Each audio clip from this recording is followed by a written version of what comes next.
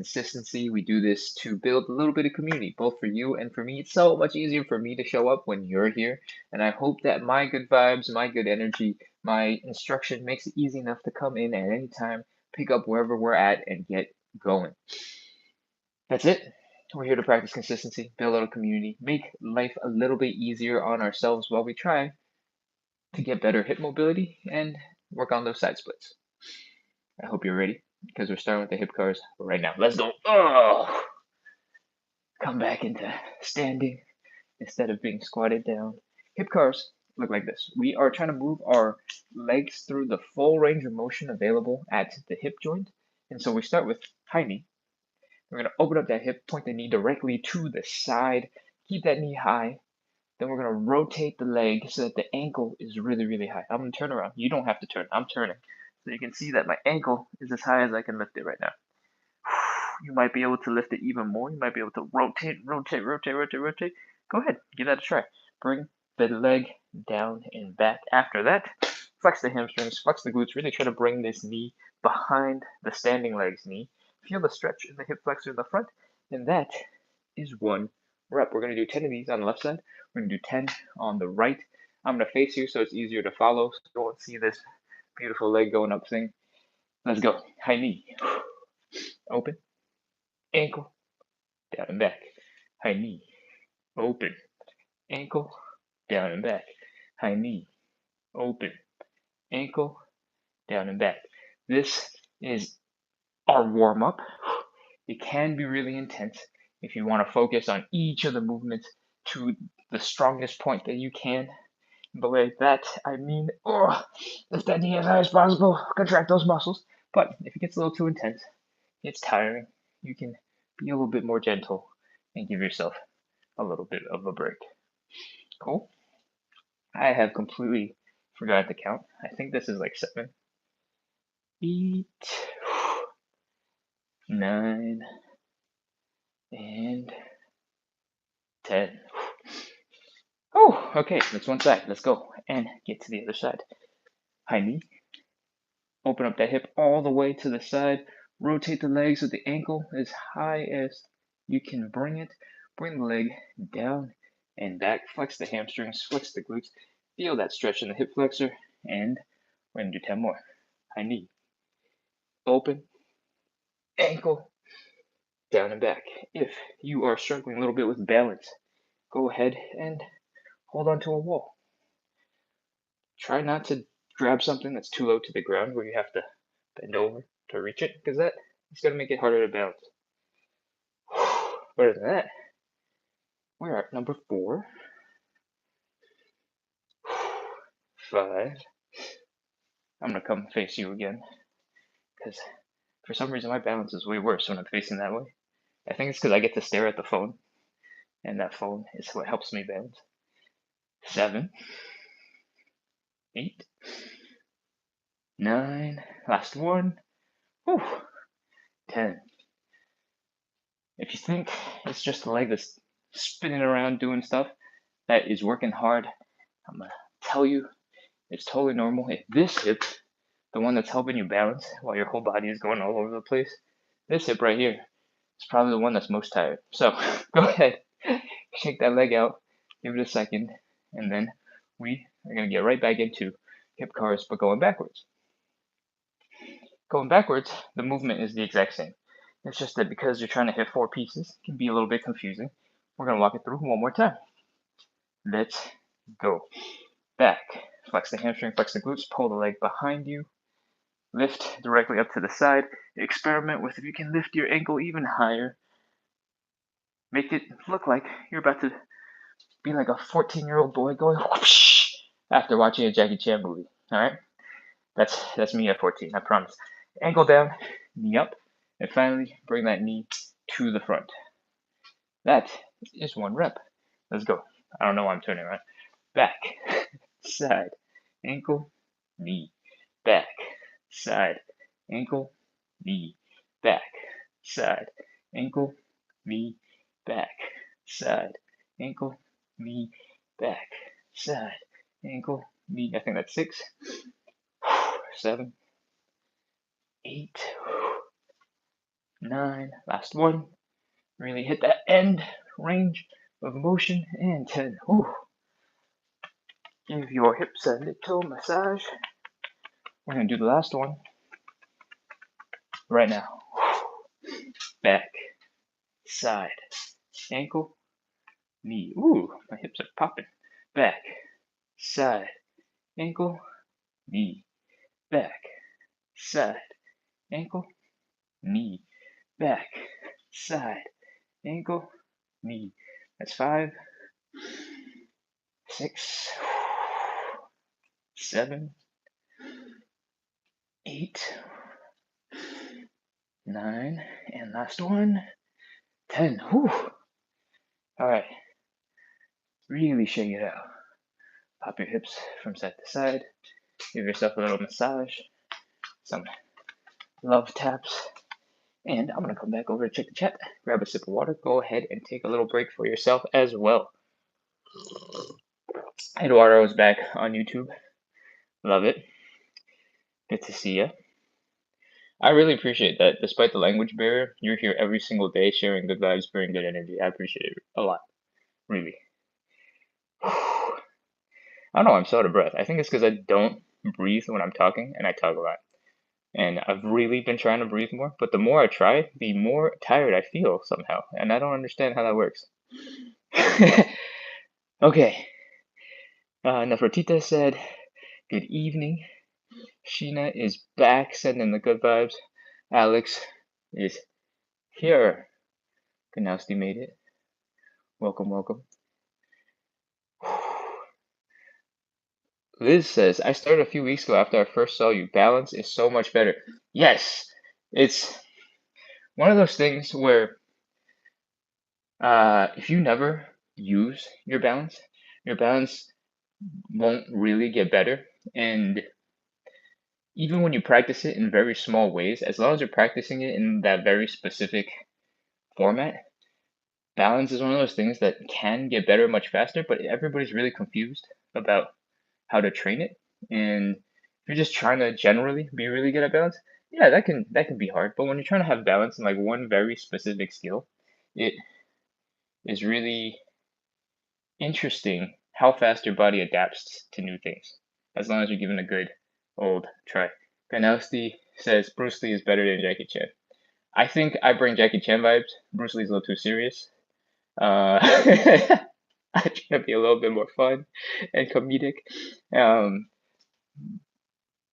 Yeah, and I think I like stunts. I like the jumping around and flowing under things. So I think if I had to prefer a martial artsy performer, Jackie Chan's my favorite. And if you have no idea why I think that, look up some of his old Hong Kong movies where he does crazy stunts. And if you just Google it on YouTube, you'll see his like crazy work while he's running off the side of buildings without any ropes and just hoping the padding at the end of like 200 meters will save him. Or falling out of clock towers. That stuff is crazy. Okay. Christine says, thanks for doing what you do. Gave you a follow. Thank you. Witness my fitness. Ooh, I like how that rhymes. It says, how are you? I'm good. All right. Let's Drunken Master. So good. Yes, there's some things that are like a little dated and a little bit crazy. You're like, what? But for 35, plus years old of content, it seems like it has some lasting power. All right, that's enough of a tangent. One last sip. Welcome everybody. Let's work on some elephant walks. We are at the very beginning stages of our live side split workout, and the second warm-up exercise, if you haven't cooled off a lot from my rambling, is the elephant walk. What I want you to do is just focus on folding forward, getting that feeling in your hamstrings starting to tighten up. If you're a little bit higher up and your hamstrings aren't so great, that's totally okay. It's part of the process. Just focus on bringing the belly button, this over here, my little drum full of coffee water. Bring it down as low as you can. Focus on just that point. Okay? Once your hamstrings are tightened up, don't worry. We're taking this nice and slow. This is the warm-up. We're just going to do a little bit of almost like a little wiggle from side to side. We're just bending one knee, putting our weight to the side where the knee is bent, while we focus on bring the belly button down. So as long as you're feeling those hamstrings, maybe the blood is rushing to your head a little bit. If that's not so good for you, you don't have to keep your knees straight. You can bend a little bit more. You'll still feel it in your hamstrings. But if you know there's a lot of blood rushing to your head and you need to take a break, go ahead and do that. Knees. Keep going. I want you to feel sort of like the muscles shifting inside your leg. There are 4 main ropes of muscle in what we call the hamstrings. 2 of them connect just below your knee, and the other 2 are exactly where you expect to kind of like just hang out in the middle of this leg, or the middle of the upper part of your leg above the knee. And when we do movements like these, your hamstrings don't move at the exact same rate. Sometimes they rub against each other. There's other tissue in the legs that kind of just go, oh, what are you doing? Why are you moving like this? And if you're feeling a little bit of like, not discomfort, not pain, but like just, oh, there's like stuff shifting in your hamstrings in this area, then that is exactly what we're going for. Cool? In case, you're like, oh, what's going on with my leg? Why is it making these weird feelings?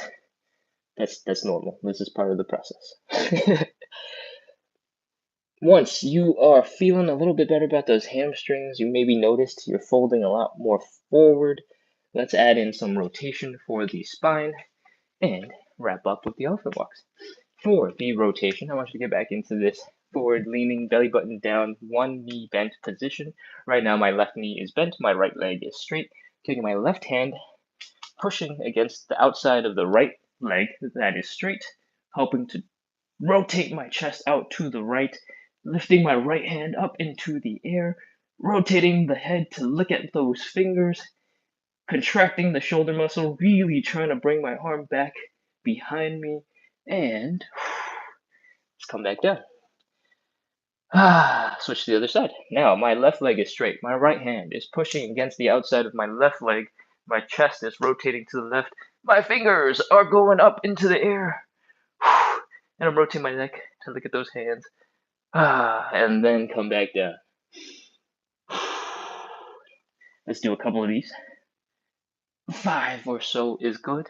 At the very end, when your fingers are up in the air, you're as twisted as possible, I want you to exhale and try to get your belly button lower into the ground and add that hamstring stretch right back in to what we are doing.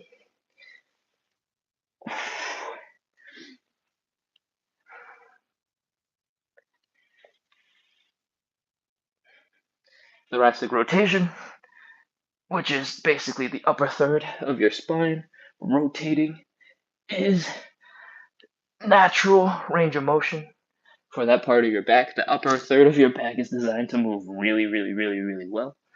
And in general, because we do everything facing forward or even just going back like cat-cow, like the most popular cool moves for your back, tends to be just going forward and going back. So going out of your way to add a little bit of rotation is really good for you. And if you're not feeling good just from this by itself, know that you become a much safer driver if you can check your blind spot. And we're working on that right now by checking out your hands when they're behind you. All right, so stay safe on the road. Don't hurt any people. Make sure your neck works. Okay, that is our elephant walk. Hope you're feeling a little bit more blood flow in your back, in your spine. Maybe you're moving a little smoother. Shake your shoulders like you're doing a little dance. Take breaths, chill for a second. We're going to move right on into the Cossack switch. We're going to take up the intensity for our legs right now. And I want you to start getting set up by sticking those legs out 2-3 times hips width. It's not super important. The most important part is coming down into this position. This leg isn't really carrying any weight, so you can just slide around wherever it needs to go until it gets comfortable. All right? On this side, the leg that is suffering a little bit underneath us, I want you to feel the pressure in the front of the ankle. I want you to feel the stretch in the Achilles tendon, in the calves. I want you to feel a little bit of pressure in that hip. Again, this is the warm-up. We're taking it nice and slow and gentle. You don't need to be explosively dropping into a stretched position You don't need to be exploding out of any of these positions. We're just chilling here for a little bit. All right? Giving our body some time to adjust. In the meantime, I'm going to talk about this leg right here. This guy, what it's doing right now, when the toes are up and the heel is down and the knees are pointing up, is called external rotation. This is neutral. This is rotating it to the outside of the body, external rotation. We need this for our hips, for our legs, when we do the side splits. In fact, this is basically a side split position on one side. We're going to need to know this for the actual side splits at the end of the workout. So I'm pointing it out now, giving you some extra information so that when we're really tired and we're trying to survive the side splits, I'm not spewing too much random information at you. All right, we spent a lot of time on this side. This hip is feeling a little bit better. Let's get our butts to the other side. You can put your hands down, shift some of that weight and balance responsibility into your arms. Just do the same on the other side. It's okay if your heel comes up, but I do want you to try to keep the heel down, and that is because I'll give you a little bit more stability. Your heel, your big toe, and your pinky toe, they basically form a little tripod, and if you can keep those tripod legs down, you have a little bit more balance. All right? Same thing. Feel the pressure in the front of the ankle where you're folded forward. Feel that stretch in the Achilles tendon and the calves. Feel that pressure in the hips. We're just hanging out for a little bit. If you're bored and you want to experiment, you can see what it feels like to rotate your hips around. This might be more of a lunge. This is more of a Cossack.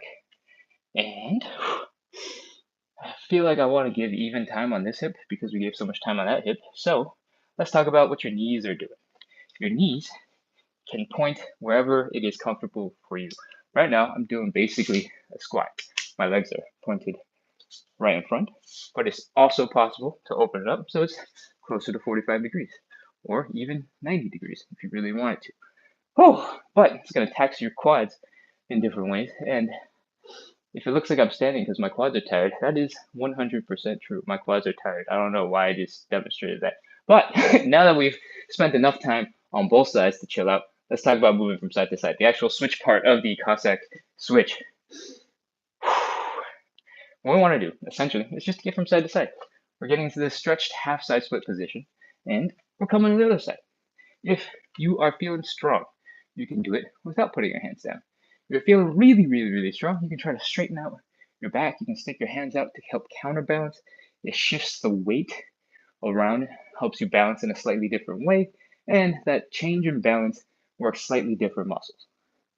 If your knees are a little uncomfortable and moving around, shifting your butt over from side to side down here at this range is a little bit uncomfortable, you can come up to a quarter squat, half squat, come over to the other side, and then slowly sink down with control.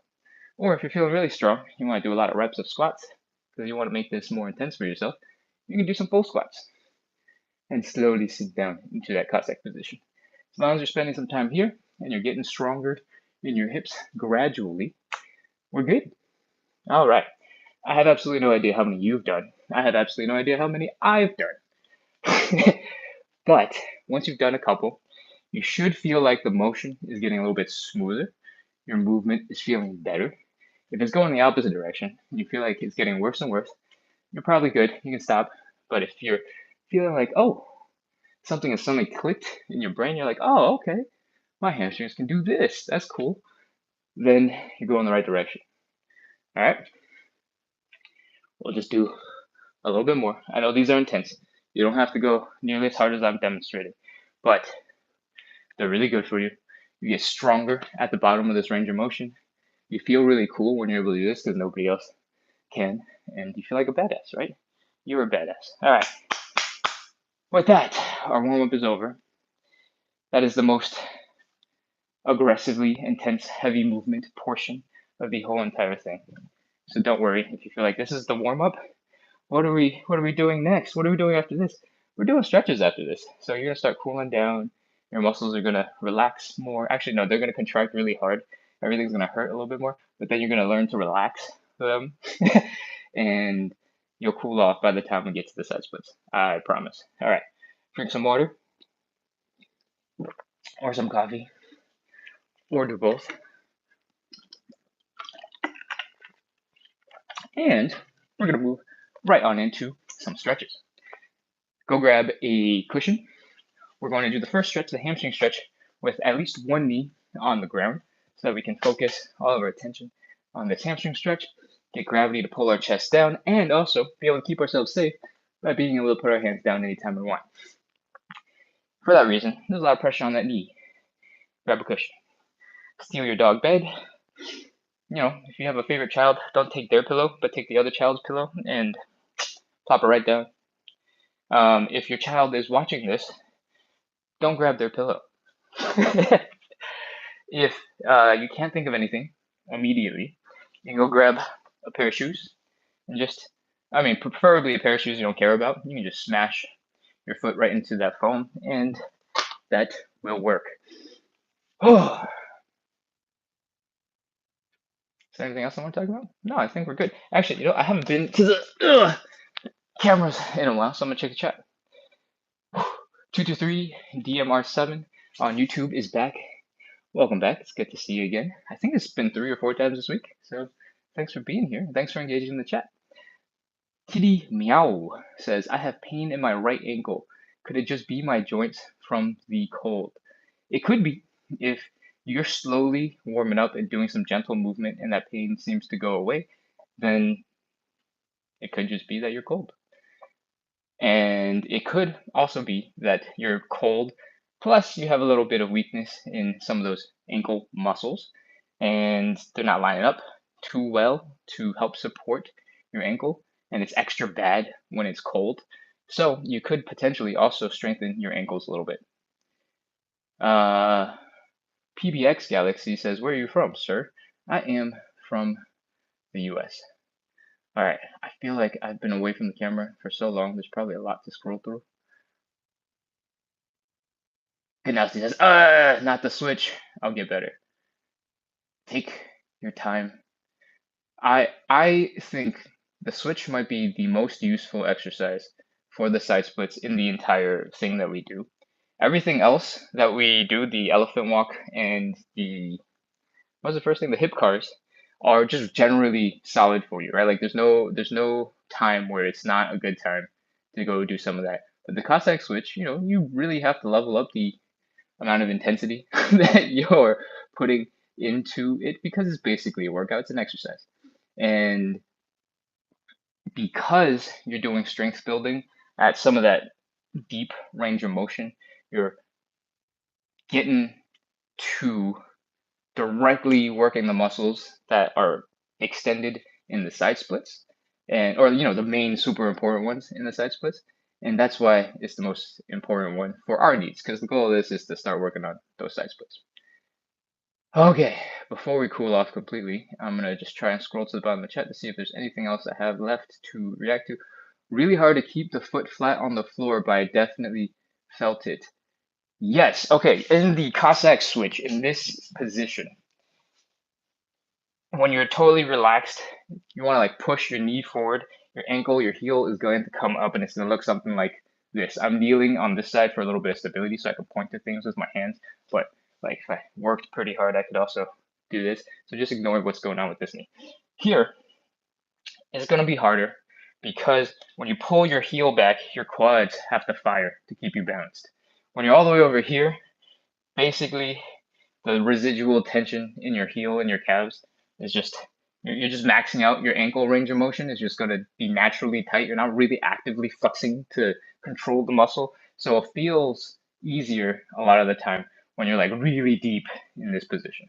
And in this position, because your whole entire calf thing is like inherently at its maximum range, when you have a little bit of imbalance, it's all in your toes and you're shifting your weight and your knees are going to start wiggling like so. To make that a little bit more stable, you literally use more muscles to help you get into a stronger position, right? That means when you bring the heels down and your knee comes back a little bit more, your quads are going to start firing like crazy. And to some extent, that is going to help you get more stable until your quads are so tired that they can't do anymore. And then you'll be less stable again because you'll be like, oh, my legs, they don't work. Oh, la, la, la, la. And great piece of understanding of the Cossack switch and why sometimes it's harder or easier to do the Cossack switch. Gaeta says, do I curl toes or flat? Do I curl toes or flat? Curl like this? Like you're gonna pick up something off the ground, curl? Because I guess the other one, I would call it flexed if your toes come up towards your face. I think you can probably do whatever you want. It's gonna make a very, very, very tiny difference. If you're flexing your whole entire foot, like this versus this, that's a lot more muscle engagement in the calf. But for your toes, like these tiny little muscles here in your foot, I don't think it makes that much of a difference. You'll barely notice the difference. What helps bad knees from an old injury? I'll get to that at the end because I feel like I've been taking forever on these. Okay, hamstring stretch. Let's talk about that. First thing, I want you to square up the hips, square up the shoulders, point your head all in the same direction. From here, I want you to stick this leg directly out in front of you. I think depending on the camera angle, it's going to look like it's slightly off to the side. And nope, that's not going to change anything. Try your best to keep the leg directly in front of you. If it's like way out, it'll be obvious. And if it's slightly off, it's totally fine. From here, I want you to focus on the belly button. This puppy right here. And the reason why we focus on the belly button, because I don't explain this that often, is because it's like my hip, my pelvis bone kind of ends like right here. And the belly button, for me at least, is like right here, right? A lot of the time, fitness people are like, focus on the hip hinge, on the forward fold, and all of these fancy words, when what we want is to get that folded forward. I think the belly button, because it's right here at the tops of the hips, if you focus on just bringing the belly button down, you basically got it. And it's much easier to go, oh, I'm trying to bring my belly button towards the ground than it is to say hip hinge forward, even though they're this exact same thing. Because people are like, what is a hip hinge? How does that make sense? So if I ever say belly button, do something, really what I want you to do is fold forward like this. But it's easier to say, point that belly button into the ground, because like, you know, there's a little bit of movement here where you can do some twerking, I guess, where the belly button will move a tiny bit, like maybe half an inch. But if you focus on doing, you know, bring your chest to the ground, your chest can do all of this range of motion, right? And this is a long tangent to say we like talking about belly buttons because it's really all about the hips. Where are we at? Let's get back into the hamstring stretch. This is Saturday's the day where I expect more people to be free and available, so I try to be extra explainy and give you little nuggets of golden wisdom. And at the same time, I feel bad because some of the regulars will be like, "We've heard this like 1,000 times before over the last 4 weeks. Why are you explaining everything so much?" And I'm still rambling. So let's get into the hamstring stretch. Try to keep this upper body nice and straight for a moment. When you stick the leg out in front of you, I want you to pull the leg in, right? I don't want you to extend all the way out because that will start stretching a whole bunch of other things that we don't care about right now in this moment. We want to pull the leg sort of into your own hip, all right? Once you're here, belly button, bring it down. Your hamstrings are going to tighten up. It's going to be really annoying, and I want you to take a nice big deep breath in. I want you to exhale slowly and see if you can fold a little bit deeper into the stretch. Bring the belly button down. Cool? Let's go. Inhale. Exhale. Relax. Try to get deeper into the stretch. One more. Inhale. Exhale. You can use this for any of the other stretches that we do at some other point in time. But I emphasize the extra on the hamstring stretch. Once you are as low as you can get, try to keep your back relatively straight. The upper back is not so much of a big deal. The lower back is a little bit more of a big deal. From here, we're just holding it for 30 seconds. I want you to keep trying to bring your belly button down. And that's it. Let's go. 30, 29, 28, 27, 26, 25, 24, 23, 22, 21, 20, 19, 18, 17. If your knee hurts right now, in the top front part of your knee, you can slightly bend the knee and focus on bringing your belly button and your chest down to the leg first, so you're like perfectly flat, and then try to lengthen your leg afterwards. That is a totally valid way of also doing the hamstring stretch. 5, 4, 3, 2, 1, 0. Oh, okay, come out of the hamstring stretch.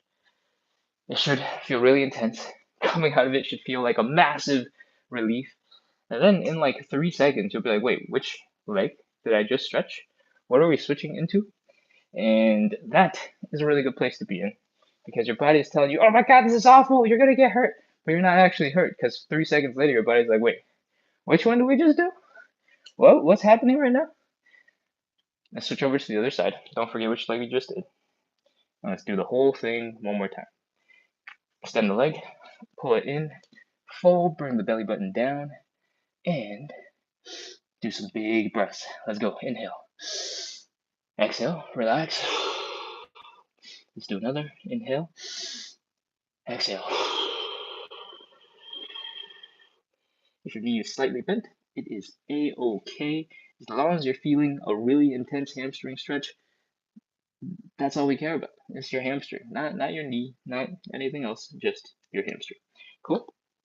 Let's go. 30 seconds. 30, 29, 28, 27, 26, 25, 24, 23, 22, 21, 20, 19, 18, 17, 16, 15, 14, 13, 12, 11, 10, 9, 8, 7, 6, 5, 4, 3, 2, 1, 0. Ooh, okay, come on up out of that stretch. You can get rid of the cushion. We don't need it anymore. We're going to move right on into stretch number 2. It's called the butterfly, or I believe in the UK it is often called the tailor's pose. Or maybe I saw Australian and I just saw it on YouTube and I can't differentiate the accent sometimes. Or my brain doesn't remember which accent is which. Happens. Okay. To do this and get the most help from your surroundings, I recommend you get to a wall. In this case, I have a nice wall. You can use a door. You can use a really sturdy bookcase if you have something like that. Just something you can push against and it won't move, it won't shift, you won't break anything. Something like that. Once your hips, your shoulder, your head are against the wall, pull your feet in towards your body and focus on trying to bring the knees to the ground. This is all part of the butterfly stretch. The goal is to open up the groin right here in the center. I want you to use these outer thigh muscles, these glutes, to open up your hips. If that sounds vague and confusing, the goal is to bring your knees down into the ground. So take a second, maybe play with your pressure a little bit. Figure out what muscles you're contracting, and once you start playing around and your knees are starting to go down in the right direction, we can add a little bit more intensity. Take your hands, apply a little bit of actual pressure down onto the thighs. You'll start feeling it get really intense here in the groin, and you might also feel a lot of pressure in the back of your head and in your shoulders. That's basically you pushing into the wall for stability and the wall pushing right back into you so you can bring those legs down into the ground. So that is exactly what we want. A little bit of pressure in the head and a little bit of pressure in the upper shoulders.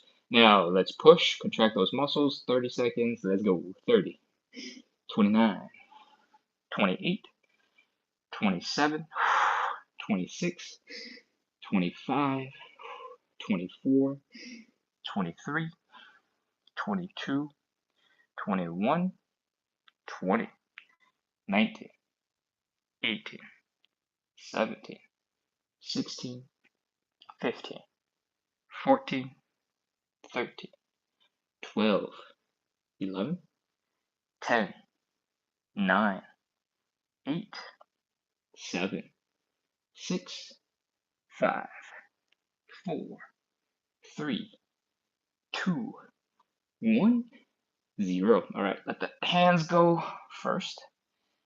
You might, if you've been holding that contraction in your glutes and your thighs for a while, you might be like, whoa, my legs are kind of like stuck. How do I get out of this position? What is going on? And it might be really uncomfortable for a moment because you're like, I lost complete control of my legs. I have no idea how to work them. Give it a couple of seconds, your legs will resume functioning. But you can also just lift your legs with your hands a little bit, flap those wings of the butterfly, and your legs should suddenly awaken to being legs and be useful again.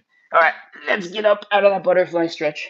If you have never done a butterfly stretch like that against the wall, I recommend you keep on trying it, and you've already pre-stretched. But if you want, you can try to get right back into that same position without the wall and see if you can get your legs nearly as far open as you did before. Typically, if you have tight hamstrings, you want to fall backwards, and that situation makes it really hard to apply pressure into your hips, right? When you have the wall, it makes it a lot easier to apply pressure into the hips, helps you to contract these muscles because you're more stable. Okay, let's get into stretch number 3, the standing pancake. I don't know why I'm playing with these. I'm just fidgeting with stuff. All right, standing pancake looks a little bit like this. We're opening up the legs nice and wide. It doesn't have to be to the point where your hips get uncomfortable, just wide-ish. The goal is to fold forward at the hips, which means we're hip hinging, which means the word that I should probably use because I spent so much time explaining it was bring your belly button down towards the ground.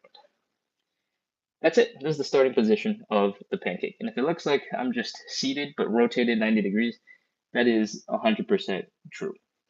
From here, there's a couple of notes. If you want, you can try to put your foot against the wall or against something very stable so that only one foot is sliding around if you're feeling a little unsafe from feet sliding on both sides. And the goal from here is to keep on bringing the belly button down. Bring the belly button down as deep as you can. Forward folding, that hip hinge, all those words.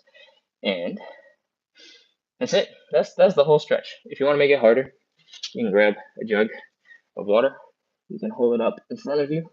If that's too much, you can just hold your arms out in front of you, and that will apply a whole bunch more pressure into the hip and help you fold forward. That is the standing pancake. Let's get ready. Let's get into position. I'm going to try this. I've never actually done this before. Let's go. I recommend you sticking your butt a little bit back to help counterbalance, but you can experiment with what makes sense for you because everybody's got different length limbs. Whew. Hope you're in position because we're starting 30, 29, 28, 27, 26, 25, 24, 23, 22. That's way too intense getting rid of the water. 21, 20, 19, 18, 17, 16, 15, 14. Remember, we're trying to bring the belly button down towards the ground.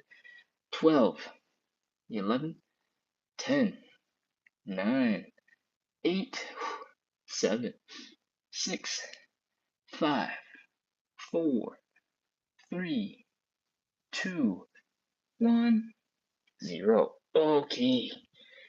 Come on up out of that stretch. You'll probably need a couple of seconds to recover because we did two things in the standing pancake. We moved the legs out and put a lot of pressure on them this way. Then we did the actual hamstring stretch. Part of the reason why we do the hamstring stretch and the elephant walks before that is because the standing pancake is such a pain in your hamstrings, I guess. Maybe a little bit in your butt, but mostly in your hamstrings. Whew. So move around, relax for a second, shake out those legs, and we're going to get into the fourth stretch. The fourth stretch is a little bit more easy on the body, requires a little bit less strength, so you get to chill. Grab some water, take a sip. Ooh, CCC2453 says, okay, following you. Seems like a good teacher. Thank you. I love it. I appreciate compliments. I try my best. Sam says, what's a good stretch if you sit at a desk all day? Great question. We actually open with this. I do this by myself before people come in because TikTok has to send notifications out for you to join.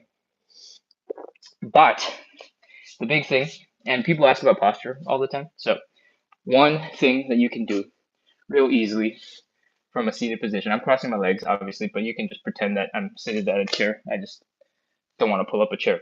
From here, you can literally put your hands down on your desk to help open up your chest.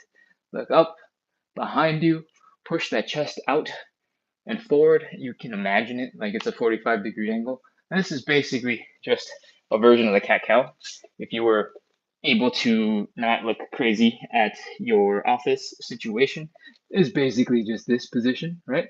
You're arching the low back, you bring your chest up into the air, you're looking up, trying to get maximum articulation in the spine. And then the inverse is the super slouch, super hunch over, but do it gently and with control and intention, and help all those muscles relax. I recommend doing at least like 10 or 15. Um, it sounds like a lot, and if you're doing this at your desk, maybe you'll also look a little bit crazy. Hopefully, a little bit less crazy.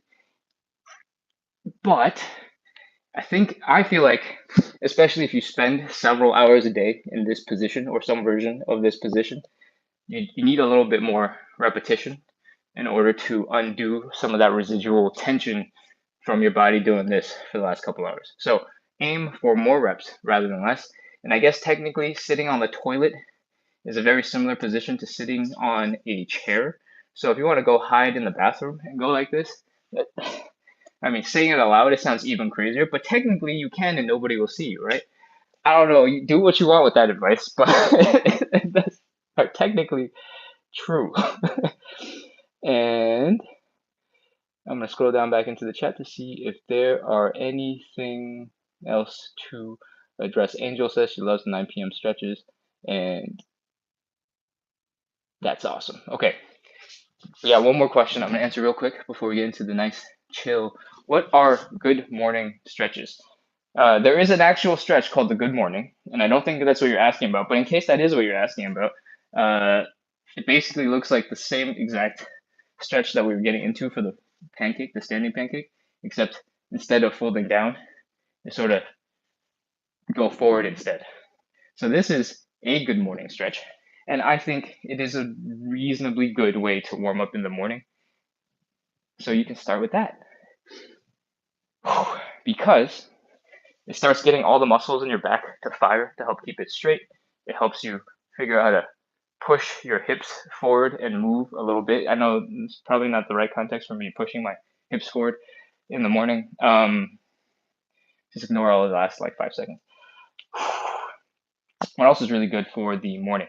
Typically, if you just slap down a mattress and that mattress is a little bit weird, a little bit uncomfortable, the cat cows that we were just doing, which looks like this, right, is really good. Twisting is really good. So what we just did for elephant walks, where we end up going some version of this, is good. But if you're already doing cat cows and you're already on all fours, you can just stick your arm, punch it through to the side, and get that rotation like this. Instead, it requires less muscles, fewer muscles working. It's more of a stretch than it is the thing that we do, which is a little bit of muscle contraction, intentional twisting, applying pressure. But it's also perfectly good for the spine.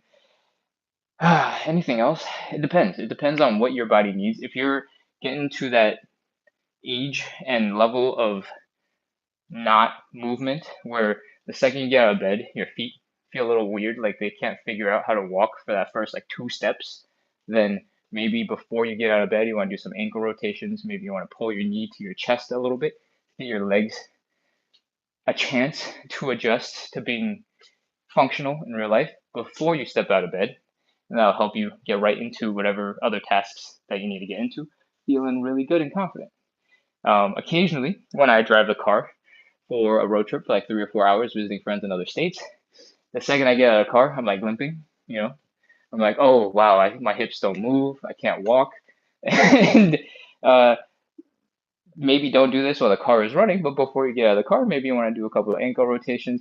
Maybe you want to move your knees a little bit. hip thrusts again, just to get these muscles working so you're not hunched over when you get out of the car because you've been in this position for so long. And those same general stretches will be really good for first thing in the morning when you're getting out of bed. Okay, figure 4 stretch. This is the next stretch, the 4th stretch in our series. It looks a little bit like this. We're bringing the ankle across to just above the knee. All right, and the goal is to bring the belly button down, to fold forward. Ooh, I just lost balance. We want to basically get into this angle where your chest is getting real close to the leg. We want to feel the stretch out here in this outer glute side butt area. It's technically the side of your hips, but outer glute side butt sounds more fun. And that's the gist of it. Yesterday, I think we did pigeon, so let's do figure 4 today.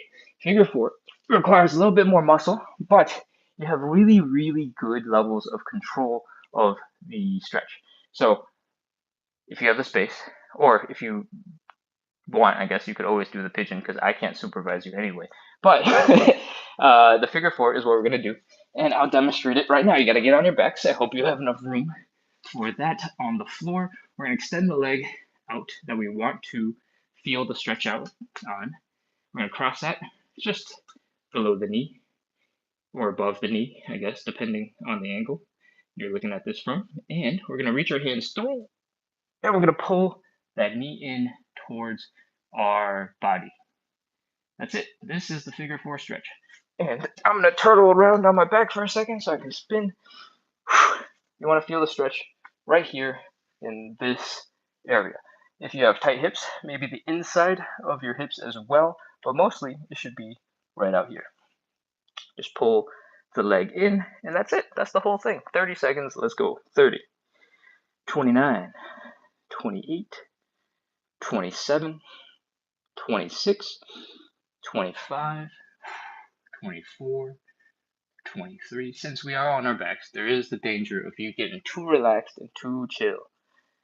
If you feel like that's happening, you're taking your sweet time, you're daydreaming, pull harder. That's it. There's only one thing you can do. Pull harder. 20, 19, 18, 17. If you're feeling a little bit of discomfort in your knee because you're pulling on the ankle, you can always, instead of wrapping your arm through the leg, you can grab the outside of that knee and give a little bit of attention to it this way. Helps reduce a little bit of pressure. 12, 11, 10. And I've been doing it like a crunch, so my neck is up off the ground. You do not have to do that. You can lay your back down. Just don't fall asleep. 8, 7, 6, 5, 4. Keep on pushing, pulling, whatever term makes sense here. 2, 1, 0. Okay, relax. Now you can relax. Just for a couple seconds. Don't fall asleep. I know we've been doing this for a while. It's Friday night. Maybe you want to take a nap, but we're almost done. We're getting to the side splits. Side splits is next. So stick with me. Okay, let's go. We're doing the other side. I don't know why I keep on rotating all over the place. Other leg, crossing it over, and reaching the hands through, and pull. Cool. Whew. Let's go. 30 seconds. Pull, pull, pull, pull, pull.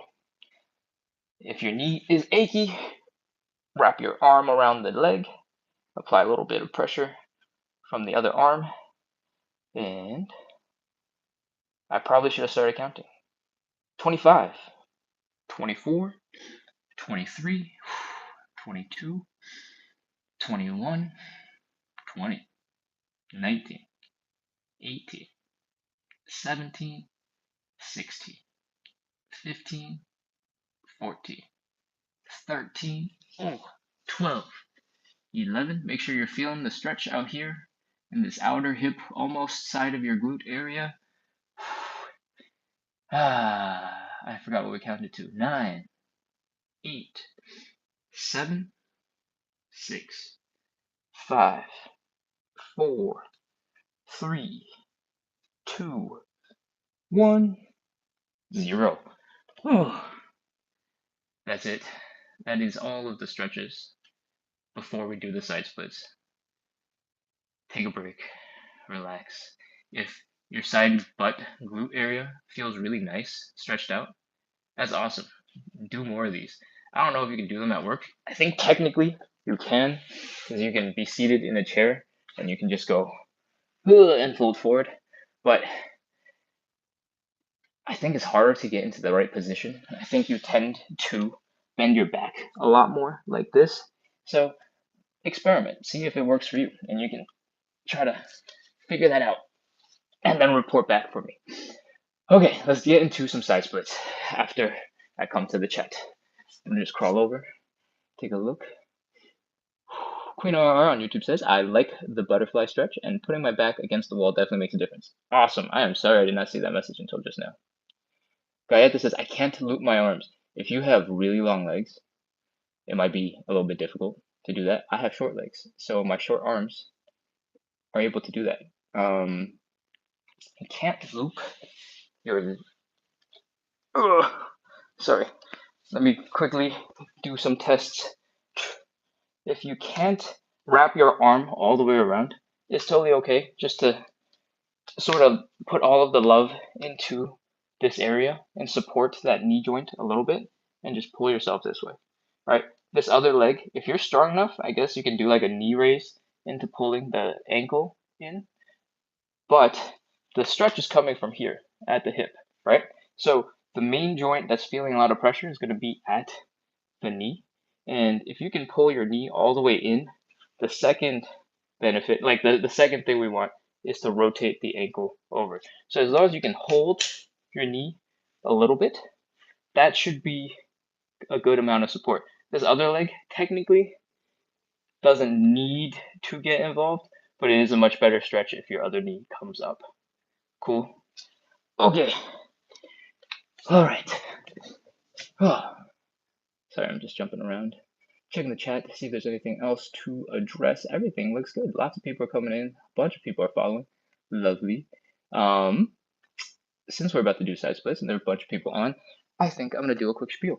We do 45 plus minutes. Oh God, it's 52 minutes.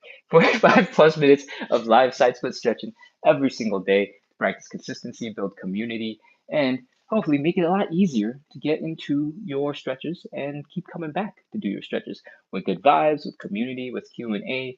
And I try to make this show very beginner friendly so that you can come in, know absolutely nothing, and get a couple of quick tips and get right into the action so that you don't feel like, oh, I have no idea what's going on, I can't start, right? The goal is to help you get started and give you a space to practice consistency because that is how we get better. And we're about to do the side splits. I'm going to tell you right now, I can't do the side splits. So this is just as much for me as it is for you. I'm going to be doing the stretches anyway, and it makes it way more fun if I'm doing them with other people. So if that sounds like something you would like to do more of, something you'd be a part of, hit follow, hit subscribe, get notified, do all those cool things. Keep coming back. We're practicing a little bit of consistency every day, 9 p.m. Eastern, which is 6 p.m. Pacific. Whew. I think I did good with that spiel. All right, let's go. Side splits. We still don't need yoga blocks. I don't know why I just keep picking them up. As soon as I see them, I'm like, ooh, yoga blocks. We don't need them. Let's talk about safety real quick. This wall right here, if it's not already your best friend because we used it so many times today for balance, for, what was the other thing? What do we use the wall for? Why am I blinking? Oh, for the butterfly stretch, the Taylor's pose, then it's going to be your best friend now. The reason why I'm saying this is if you are falling forward when you're in this side split position, it's easy enough to catch yourself with your arms. But if you're starting to fall backwards, it is way scarier. You're like, oh no, I'm falling. If you have the wall right behind you, then if you tuck your head just a little bit, your shoulder will hit, your back will hit, maybe your butt will hit first, and you just got a cool little tripod going. But whatever it is, something else will catch you, and you can't fall that far. Cool? I want you to feel safe. I want you to feel secure. And in this case, having the wall right behind you is going to be your best friend. So, how close is too close? How close is not close enough? I recommend you take one step in front of the wall. For most people, that's about 8 to 12 inches. You got really big feet, you're a little bit further, but then you're probably also a little taller, so you worry about it less. Cool? Let's get into the actual side splits. Let's open up those legs nice and wide as you can before your hips start feeling a little bit uncomfortable. If they're feeling uncomfortable already, you can come back up just a little bit and then focus on folding forward. Once you are here, folding forward, again, it's the belly button coming down. Put the hands down like you're going to do a push-up. We're not actually doing push-ups here. Not doing a lot of weight, but we are trying to get some of the body weight into our arms so it's easier to externally rotate the legs. If you've been here from the beginning, external rotation looks like this. Heels are down, toes are up, and knees are up. I think the sentence I should have said is, if you've been here from the beginning, we already talked about this, but if you external rotation is heels are down, toes are up, knees are up on both sides. Heels down, toes up, knees up. This makes it so that your thigh bones rotate out and one of the little nubby parts doesn't smash into your hips. That lets you actually get deeper into the side split. And if earlier you're like, oh, this is a little bit painful, you are probably deeper than where you were before when you felt pain, and you're probably not feeling pain now. If that is not the case, let me know and we can explain some stuff again. Okay. Now that you're here, this is a perfectly good side split position. You don't have to get any deeper, but I encourage you to try. You can walk your hands back towards your hips and put more of that body weight that we kind of pushed out over there into the legs again. And as you do it, you'll realize, oh man, the stretch is getting more and more intense. Good. Next, I want you to add a little bit of a wiggle from side to side to see if you can get your feet to slide out a little bit further to break that last little bit of friction. And once you can't get any deeper and you're like, Ken, stop explaining stuff, just start the stretch. 30, 29, 28, 27, 26, 25, 24, 23, 22, 21, 20. If it gets a little bit too intense, you can always shift your weight a little bit further forward or a little bit back. That'll change the stretch and where it's focused on the different muscles in your legs. 14, 13, 12, 11, 10, 9, 8, 7, 6, 5, 4, 3, 2, we're almost done. 1, 0. All right, try to walk those hands forward like you're crawling and pull the legs in from underneath you. If this is your first time doing anything like that, you might need a couple seconds here to rest. I have done thousands of these and I still need a couple of seconds to rest. So take that couple of seconds and when you're ready, try to come back into standing. What we just did was put ourselves into a position where the whole body went, no, stop it, leave me alone, I don't want to. And that tension, that intense contraction, so it keeps your body from getting into relatively unsafe positions, right? So on one hand, that's good because you don't get stuck doing something crazy. On the other hand, all of our muscles are super tight right now and tired. So what I want you to do is relax by flopping around, noodling, wiggling, shaking. These are all different words for the same thing. We're just shaking, wiggling, flopping around, primarily in the legs. We want them to be loose. We want them to be relaxed. We want them to be reset so that when we do the next round of side splits, you are ready to go. If you are just joining and you have no idea that we do more than one set of side splits, we do 3. And that's why we spend so much time relaxing in between the rounds, because we want to be in the best possible condition for the next one. All right, let's shake, shake, shake, shake, shake, wiggle, wiggle, wiggle, wiggle, wiggle. If your legs can flop around and shake like this and look like limp ramen noodles that have been soaking in your cup for a little too long, then you know your muscles are relaxed. Because if you were tense and your muscles were really contracted, you'd be like a robot. Cool? So once your legs are feeling a little bit more loose, you can also shake out your arms, by the way. Let's do some quick joint checks to make sure everything is good after all that tension in your body, and then we'll be able to get right back into round 2. Hip circles. You don't have to do that many, just making sure everything feels good, feels normal. High knees. Do some mini squats. You don't have to go all the way down, just do some quarter squats. Make sure you can put some pressure in the knees, you can put some pressure in the ankles, you can come up onto those toesies, work on that balance just a little bit. And once everything has been confirmed, feels pretty good, feels okay, we're ready to move on to round 2 of the side splits. If you feel like it, grab some coffee, grab some water, hydrate. I'm gonna go do that. Bidobo says, are your videos on other platforms? I am currently going live on both YouTube and TikTok, and I don't upload the recordings onto TikTok, but I do upload the recordings onto YouTube because it's much easier to go find things. I don't know why you'd want like 300 recordings of the live show, but if you want that, that is going to be on YouTube, and the account is called @Splitsontheside.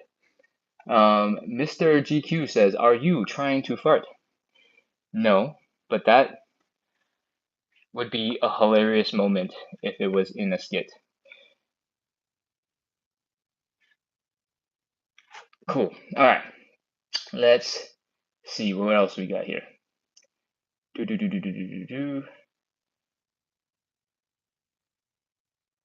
Witness My Fitness says, I can't wait to unlock it. Let's go. All right. Let's wrap up with another round of side splits. And by wrap up, I mean we still got 2 more rounds of torture. And by torture, I mean just light suffering. It's not torture. Torture is a little bit of a dramatic word. Let's continue. Get close to that wall. Close enough so that if you fall backwards, your back, your hips will hit first and you'll stay safe. Make sure to tuck your head so that you don't go straight into the wall because your brain is important. Let's not mess that up. Then with that, I think we're ready to start. Let's go. Open up those legs nice and wide. Take a nice big deep breath. Fold forward. Put the hands down like you're about to do some push-ups. Take that pressure off of your legs so that you can externally rotate them a little bit easier. Your heels are down, your toes are up, your knees are up. Again, heels down, toes up, knees up. Rotates that thigh bone so it doesn't smash into your leg bone. You might find that you can already just magically drop deeper than you did before, and that's amazing. Walk your hands back towards your hips. They'll put way more weight into your hips, and maybe now you're like, oh gosh, this is still intense. If you bend your elbows a little bit, even more weight will end up in your legs. Experiment with that if you feel like you want another bit of challenge. And finally, let's do our last little bit of wiggle from side to side so that we break that friction on our feet. Once you are as deep as you can get, let's start at 30 seconds. 30, 29, 28, 27. If at any point you suddenly feel like maybe I can go deeper, feel free to go deeper. Add a little bit of a wiggle from side to side. Get that extra centimeter, extra half inch.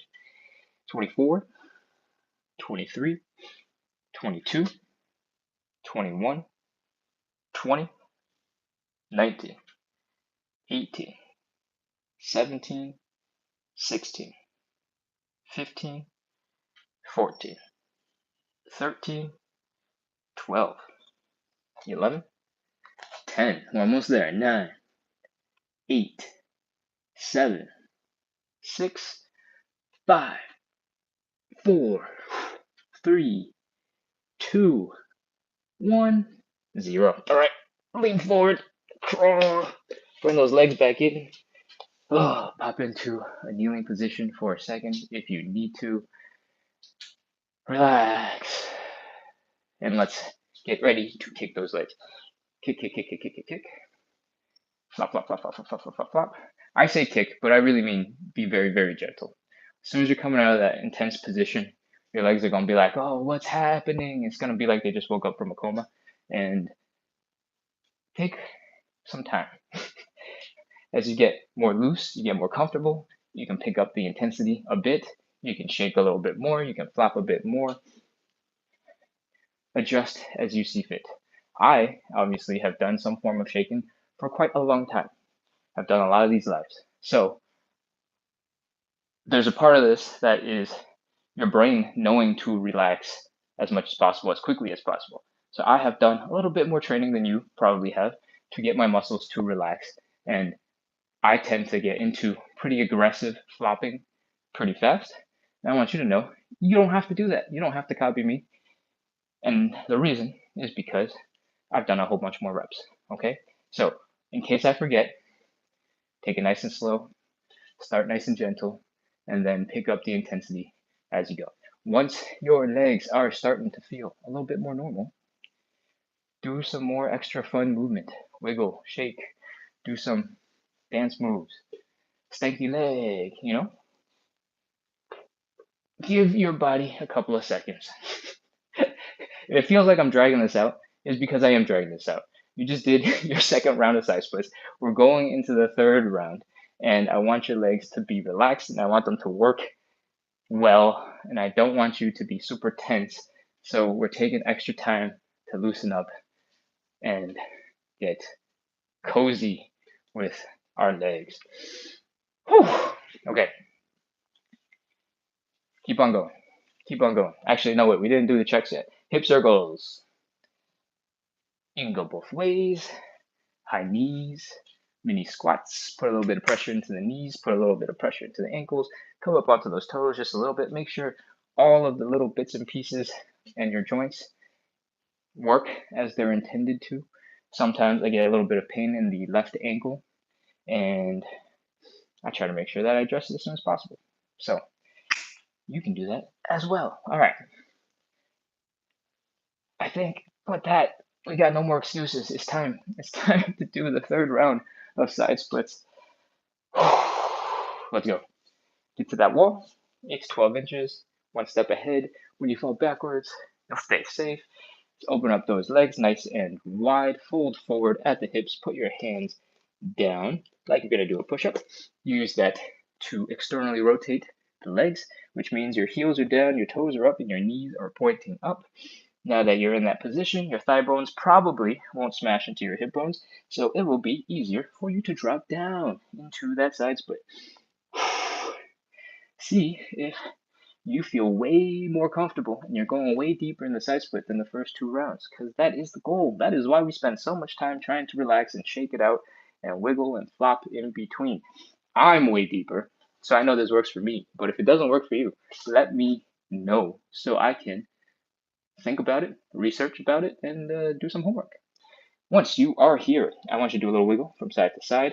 If you haven't already, walk your hands back towards your hips to put more of that body weight right back into your legs. And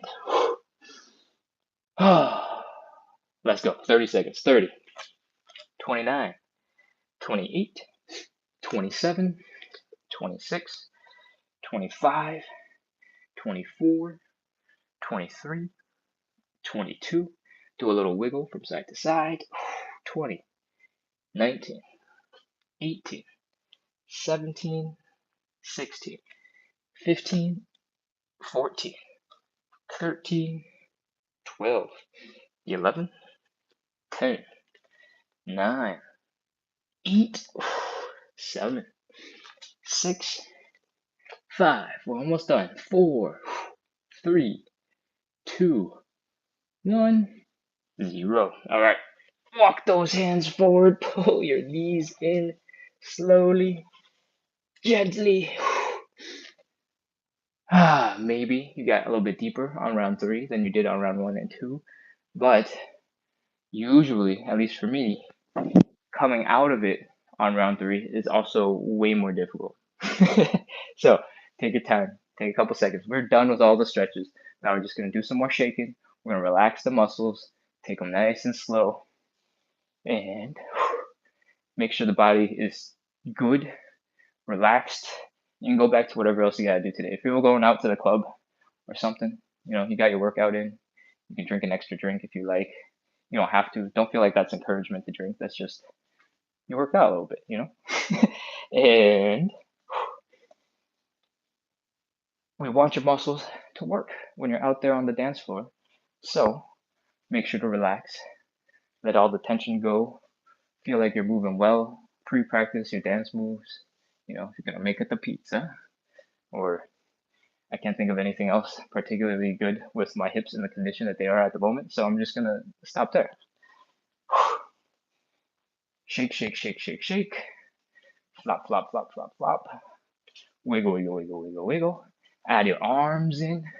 relax those muscles. If you do other types of workouts and you're doing a whole bunch of rounds in some sort of HIIT activity, if you also take the relaxing, the flopping around, and the shaking to help relax your muscles as much as they can relax in between each of your sets, that will help you loosen up a little bit faster. That will help you contract harder when you're actually doing the exercise. So, as goofy as this may look at the moment, you can take this into other sports and just make your whole life goofy together. All right? Once your legs are starting to feel more or less normal and your ankles are flopping around and your knees are feeling good, let's get into those quick joint checks and we'll be done. Hip circles. Ooh. I do the checks really fast because I don't want them to eat up a whole bunch of time in the lives. But on this last one, I want you to take your time as well and see if there's anything that feels weird. When you're doing some of these things a little bit fast, that'll just make sure there's like no sharp pain. But when you start taking your time, like in the hip circles, for me, I feel a huge stretch right here on the left side and on the right side. And I like to give a little bit of extra attention to that when we're at the end. And it feels really good. Next up, we got high knees. I haven't had any issues with the high knees, but your hip flexors are doing a lot of work. So we want them to be strong, they're in control, they're feeling good. What do we have next? Mini squats. Most of the time, I just say do mini squats because it's not really important that we go all the way down. I just want you to be able to put a little bit of weight and a little bit of pressure into your knees. I want you to be able to make sure your ankles can fold forward, flex forward, and support your body weight can move around a little bit. And I want you to make sure that your heels, your ankles, your Achilles, all those leg muscles that more or less kind of suffer when we're doing the side split are working good. It's pulling on your joints just fine. Everything is smooth. All right, that is a whole bunch of information that I've thrown at you today. And I hope you've gotten a lot out of the exercises today. Taki says, "Oh my God, that was definitely a stretch." Oh yes, oh yes, oh yes, oh yes. We're 72 minutes into this live. I can't imagine most of you started exactly at 72 minutes, but uh, but we've been doing this for like an hour, so we can get the best possible side split stretch, right? Obviously, we weren't stretching for a lot of that hour because I talk so much and I explain stuff, and I'm trying to get into these little nitty-gritty details so that when you do it on your own, when you try it at some other time, you realize how badass you are. And a lot of the time, we try things without getting warmed up. We watch a video, we're like, oh, I can maybe do that. And you're like, nope, nope, no, I cannot. As soon as you make that attempt, I beg you, please do a little bit of warm up. Just a little bit, get a little bit loose, get a little bit sweaty, get a little bit warm. And anything that you try, you'll probably perform like 3 times better just because you're warmed up. You are capable of so much more than you probably think you're capable of if you don't already do a little bit of exercise, we don't already do a little bit of warm up before you try cool things. And hopefully, this really long side splits video is a reminder that you can do some crazy stuff when you're warmed up, when you pre-stretch the things and need pre-stretching, you're capable of a ton. Maybe your goal is to be capable of all that stuff without being super warmed up. That's a great goal. That's awesome. But it takes some time to train it. All right? And the best way to train is to do it with a lot of consistency, which is why we're here. Beautiful segue to our spiel. We do this every day to practice consistency. At this point, I don't think I've had anything under 60 minutes in a while, so I think I just gotta change the slogan to like 60 minutes of live side split stretching and hope it doesn't intimidate too many people. But at one point, this was like a half-hour show, and that was because I had no followers, so I was just going through everything really fast and doing the consistency for myself. But now that there are a lot of people here, I do a lot of explaining, I interact with the chat, answer questions as they come in, and that's wonderful. This is not me saying I don't like this. This is me saying I love that we've built a community around it, and there's a tiny little bit of a cost to that community, and that is we gotta slow down and welcome people in, right? Okay, I think that's all I got. Oh, I didn't finish this thing. Ganowski says, I've never seen a half-hour show, but I like the hour format. Yes, thank you. Oh man, I'm sweating just imagining how to get back to half an hour, and I don't know how it's going to happen.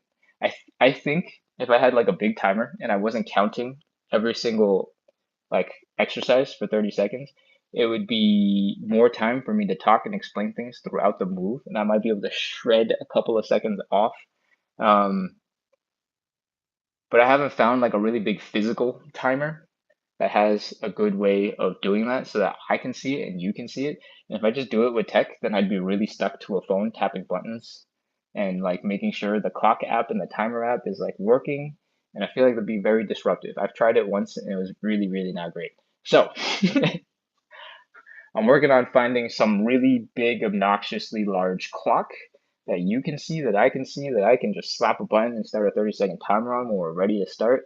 And if I'm not counting, then maybe I can squeeze some of the talking into the count instead of talking, explaining, and then counting 30 seconds. So I might be able to shrink that down a little bit in the future. I'm working on it.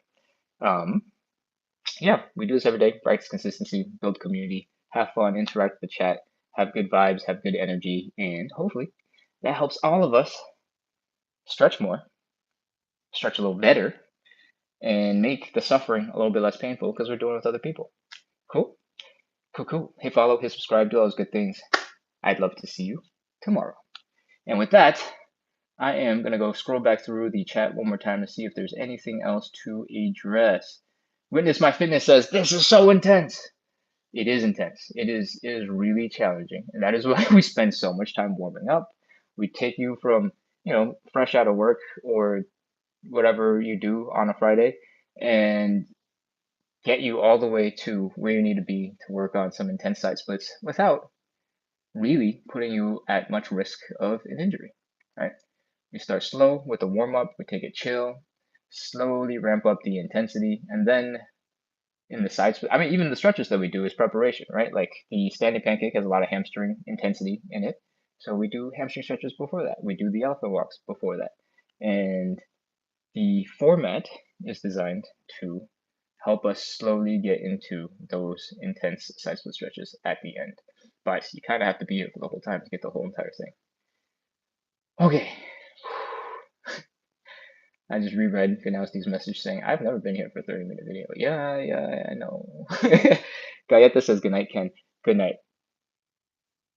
Thank you for coming. I hope you enjoyed the stretches. Goddess says, thanks again. Thank you for being here, Goddess. And, okay, so somebody said, yeah, I almost got a side split. Ganowski said, yeah, I almost got a side split. That is incredible. That is awesome. You've only been doing this for like a month.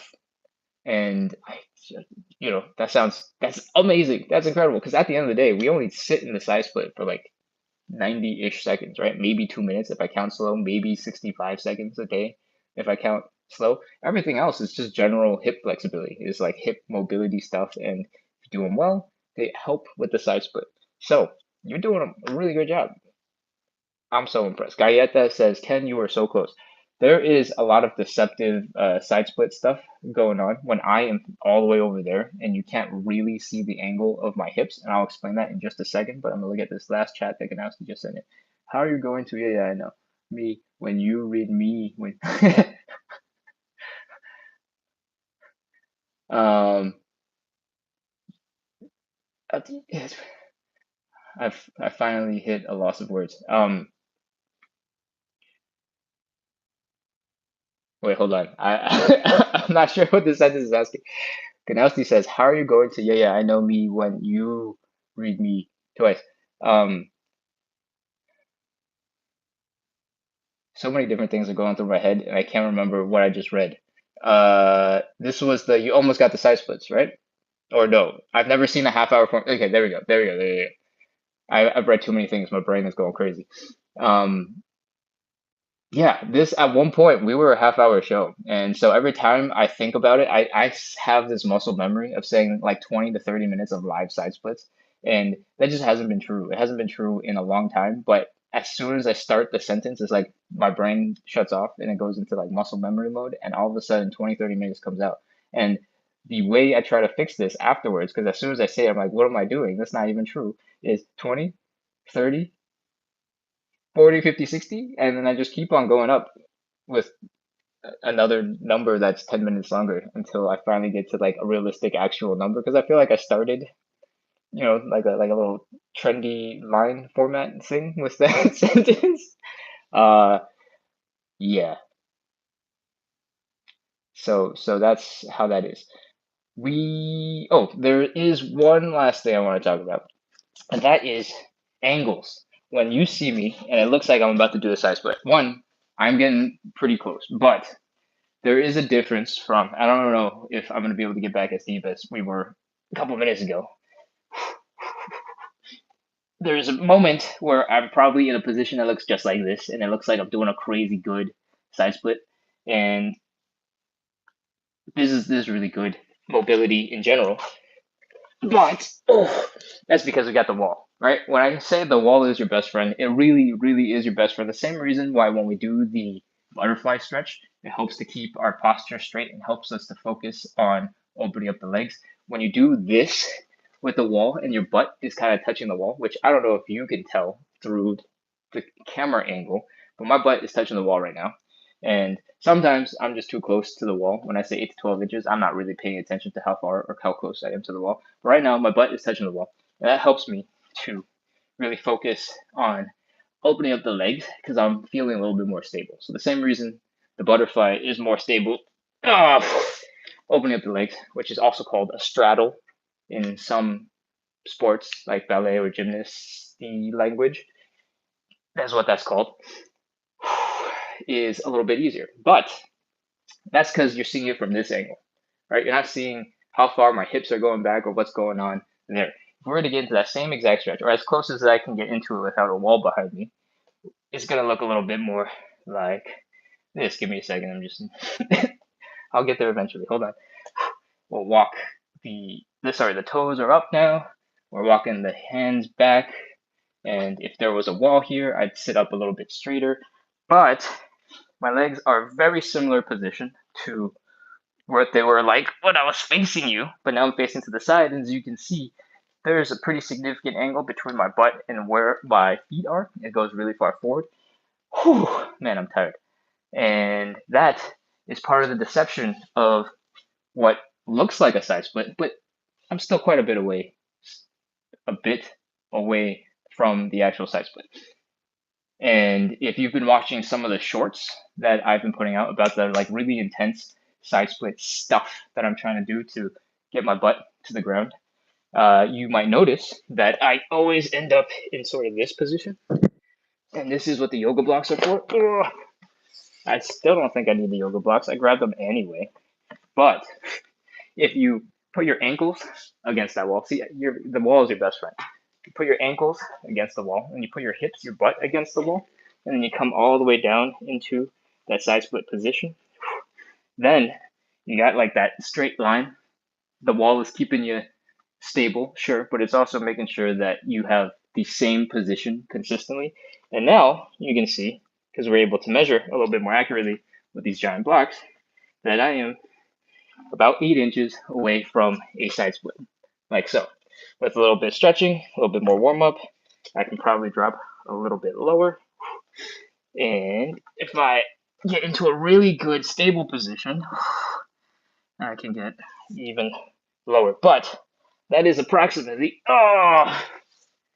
that's approximately how far I am away from the side split. And sometimes when I'm shifting the weight back and forth, you'll be like, oh, his butt is already on the ground. That's incredible. What's going on? How is he also like complaining that he's 17 centimeters or whatever my most recent video is off the ground? That is why. From certain camera angles, you can't tell if my legs are fully extended out to the side or if they're just at an angle. And for me to look at the camera, I basically need to face out this way, right? And that makes for a much more easy job of engaging with the chat and seeing what's happening. So that's like the background mechanics of what side splits look like on the internet when you see other people doing them. And yeah, that's all I got. How do you achieve ultimate spine flexibility? Asking for a friend. I do not know the answer to that question. This came on YouTube, and I would love to know the answer to that question because I have a bunch of old injuries in the back. At one point, I was squatting, and I think I have an undiagnosed minor herniation because I can feel there's a pretty significant bump in my spine in one place. Doesn't impact me in daily life at all, and it only is uncomfortable when I press on it directly. But I wasn't able to twist or rotate for probably like 2 or 3 months, and then the whole time, because all these muscles were contracting to help keep me stable, I was like shifting my weight in my butt in a chair all the time to like loosen out my back muscles and spine. And I really like knees over toes, guys. I think that they are really good because I've also used their stuff for rehabbing this left knee right here. And I did this really recently, so this is relatively good information, I think. About 4 months ago is when I started going live on TikTok and YouTube. So about 2.5, 3 months ago, I started focusing on some of that knee rehab to help bring this knee up to speed. And that is because I have the strength to do something like this, a pistol squat with one leg, but the knee, this knee, the left knee, the other leg, is very uncomfortable when I get into this position. And I think I still have the strength to do it, but it is much more unpleasant because of the knee, and so I don't train it at all. And that means I am more likely than not getting a lot weaker in that position. But that is why I started doing these over toes guys work. And I think I take some of the philosophies of that work into how I approach the Cossack switch, for example, where this is basically the position that he tells you to focus on for knee health, right? You're just hanging out basically in this position, bring your knees over your toes, putting pressure into the knee, pressure that you're able to handle, so you're not pushing yourself super hard, super intensely. But his like bread and butter movement for knee health is the ATG split squat. It looks a little bit like this. You're trying to push your knee really far forward. You're feeling that ankle stretch, and you're trying to lift this leg up behind you, and with some weights, working on the actual squatting. So you're taking your knee, putting it through that sort of extreme range of motion, and strengthening that whole entire movement up until your leg is straight. I think it has worked really well. I haven't had random nagging pain in a while. I don't think I've had anything this month. I'm trying to remember. And I only really did I seriously did the knees over toes like basic workout with that exercise and a couple other exercises for about 2 months. And now this is the third month. I haven't done anything at all because I've not gone to a gym in a while. And my knee hasn't given me any issue. So that knee thing was giving me issues probably for like one day a month. Something would just feel weird and be a little bit off. I would wake up out of bed and be like strange. And occasionally, if I do something more intense, like run a 5K or like join somebody in some fun activity that they're doing and put my body through a little bit more stress than usual, then the knee will be a little bit achy for 2, 3 days at a time.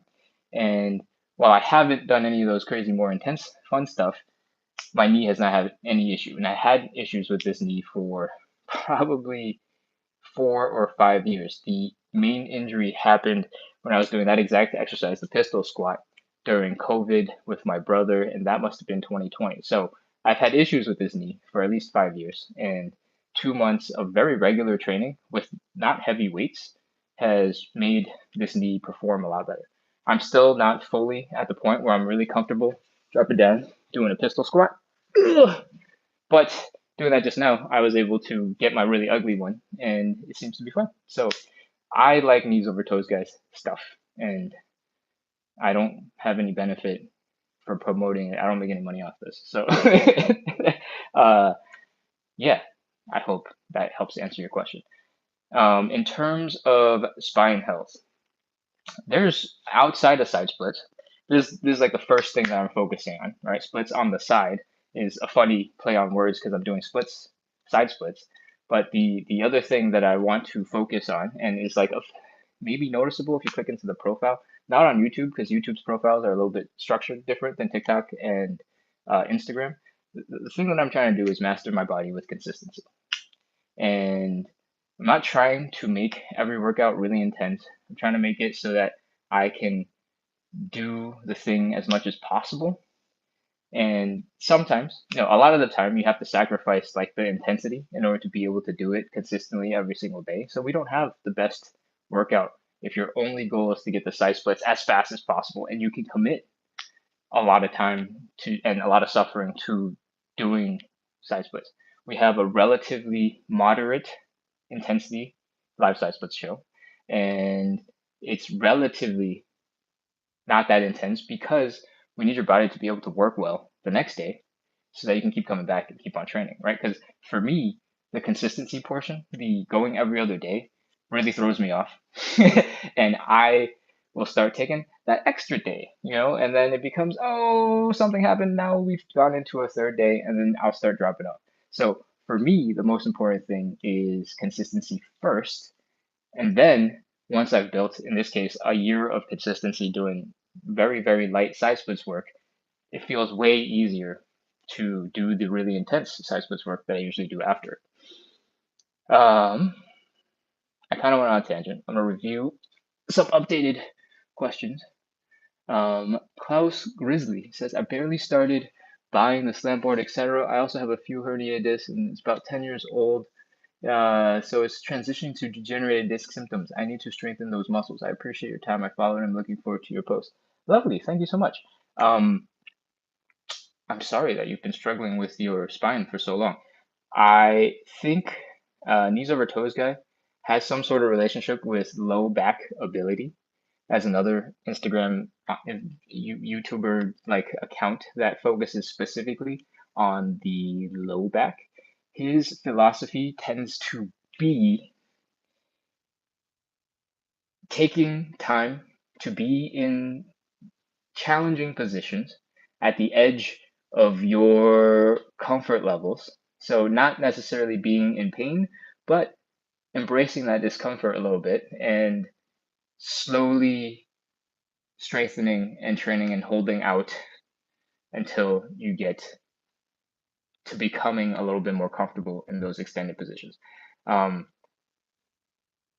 have done at the same time as the new thing, these last 2 months, several low back ability styled workouts. I didn't do them one for one. I just picked out the things that I thought were extra valuable or things that I wasn't doing. And the big thing I realized for me is that I'm stronger than I thought I was, or maybe I used to be stronger and I just haven't used my back in the ways that I could have been using them because I've been trying to baby my back and not do anything super crazy with it. And that's the whole thing, right? Like if you're babying your back, if you're babying your knee and you're trying not to use it, you're not engaging the muscles, you're not training them to be better, you're not training them to be stronger. They're only going to get weaker and less good at doing knee things and less good at doing back things. So the general philosophy of low back ability and knees over toes guys is start getting them to do as much work as you're able to handle. Over time, you'll have better range of motion, they'll be able to do a little bit more work, and then you can start strengthening and getting them to actually do really impressive stuff. But to start, get them to do what they're currently capable of, make it a little bit challenging, and train it like you would train in the gym for any other body part, but focus on that range of motion instead of just strong quads, right? That's why it's called knees over toes guy, because for your knees to be over your toes, you have to be pretty far lean forward. You have to be at that extreme range of motion in order to strengthen the whole entire thing and to get your legs to move well. Both their exercises are more than just, one low back exercise or one knee exercise. And the goal is to strengthen all the muscles around your back so that collectively they can work together or around your knee so that collectively they can work together. One of the things that happens when you jump around a lot is there's a lot of pressure when you land, right? It's like a multiple of your body weight. I think it can be like 3 to 8 times your body weight slamming into your knees if you're doing a big jump or you're jumping off of something or something like that. And that is a lot of pressure on the knee. So to strengthen the knee directly is important, but also making sure your ankles are strong, making sure your calves are strong, making sure your tibialis, which is this muscle in the front of the leg, is strong is really beneficial for absorbing and adjusting to some of that pressure so it doesn't go right into your knee. All that information, super summarized, is get deep into your range of motion and slowly get stronger so that your muscles are doing more work and your joints can be happier for longer. Yeah, I think that's a good summary. Okay, I'm gonna come back over to the chat and see if there's anything else we need to address. I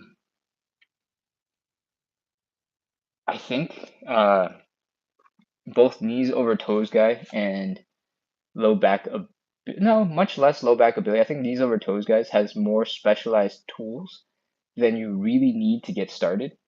I think if you are just getting started, it can be pretty straightforward and simple with the things that you bring because it's just basic amounts, low levels of leverage to make sure that you're getting into the positions that you need to get into. And then once you start strengthening, that would be a good time to invest in the other tools that help you train, right?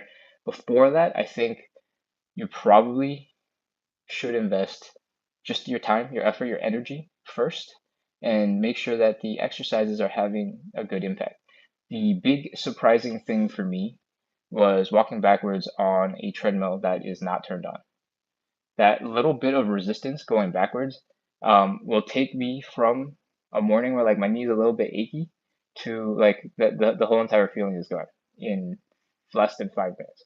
For the 2 months that I was working out every single day, working on the knee and working on the back and trying to get a little bit stronger, the reverse walking on a treadmill was the one thing I did every single day. And usually I would go for about 5 minutes.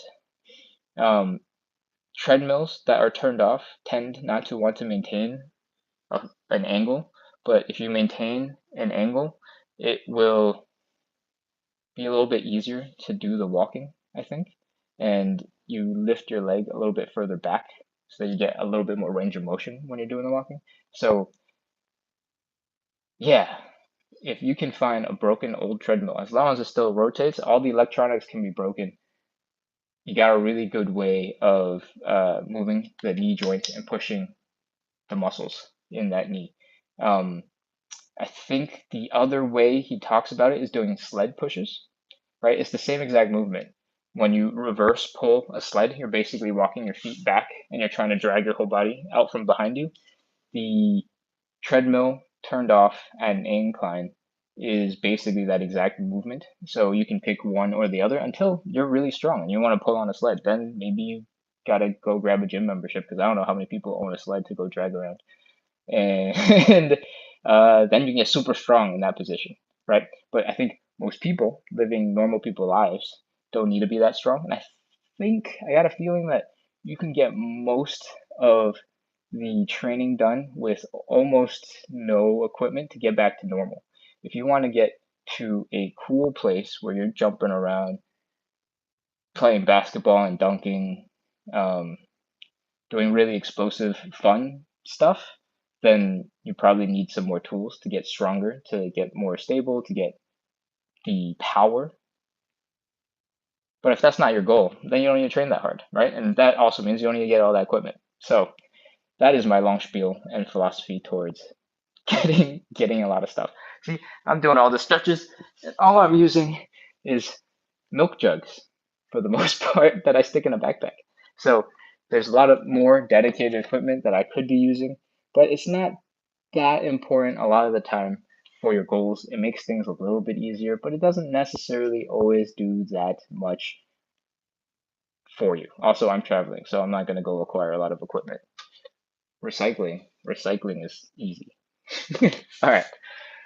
I think that is all of the spiel, all the chatting I got today. So that's it. Thank you so much, everybody, for joining. Thank you for staying on, listening to me talk and ramble about all sorts of things. Galleta sends a shrimp. Oh no, that's a finger heart. Oh wow, I really thought that was a shrimp from like over here. That's funny. I thought the heart part was the tail of the shrimp. I was like, oh, interesting. That's it. I'm done. If you enjoyed the live, if you enjoyed the exercise, you enjoyed the stretching, you realized you're a total badass with enough warm up, then please hit follow, hit subscribe, get notified, keep coming back and practicing some stretchy, good stuff with me. Eduardo, thank you for sending the hearts. I appreciate it. That's it. I will be here tomorrow at 9 p.m. Eastern. I hope to see you too. Actually, no, wait, tomorrow the building is doing some stuff and I think they're like checking fire alarms, so it's gonna be really crazy at 9 p.m. I am traveling, so I'm on the other side of the world, but I'm gonna go find a park to try and do this from, and this will be my second time doing live side splits outdoors in public. Luckily, I'm in a country where they have no idea what I'm saying. They'll just think I'm a weirdo, and that's totally fine. I think maybe that makes it less embarrassing. But tomorrow we'll be in a park, so look forward to that. And I'm already smiling out of embarrassment, and I can't hold my smile back. So that's what's happening tomorrow. Look forward to that, and I hope to see you tomorrow. Cool. Bye, everybody. Bye, Galleta. Thank you again for the finger hearts, and I'm sorry I thought it was a shrimp. Actually, I think the shrimp thing is really funny. Ganowski, that's so cool. Yeah, it's happening. I'm gonna be a real influencer now, doing stuff in public. Ugh. Okay, goodbye. I'll see you tomorrow.